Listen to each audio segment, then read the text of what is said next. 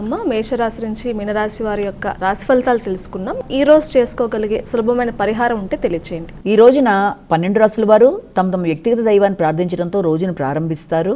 దాని ప్రకారం ముందుకు వెళ్ళినా సరే, దానితో పాటుగా అవకాశం ఉండి మీకు ఇది ఉన్నట్లయితే తప్పనిసరిగా ఈ రోజున అందరూ కూడా హనుమాన్ చాలీసా చేయడం కానీ, లేకపోతే హనుమాన్ చాలీసాని వినడం కానీ కనీసం ఒక 11 సార్లు అది మంచి ఫలితాన్ని ఇస్తుంది. అలాగే మీకు అన్ని విధాలుగా కూడా అభివృద్ధికరంగా ఉండడం, ధైర్య సాహసాలు పెరగడం, మానసికంగా అనుకూలంగా ఉండడం మొదలైన వాటికి ఆస్కారం ఉంది. అవకాశం ఉన్నట్లయితే తప్పనిసరిగా హనుమాన్ మందిరాలని దర్శించినా కూడా మంచిదే. అవకాశం లేకపోయినట్లయితే కనీసం హనుమంతుడికి సంబంధించిన శ్లోకాలు విన్నా కూడా అది మంచి ఫలితాన్ని ఇస్తుందని మనం గుర్తుపెట్టుకోవాలి.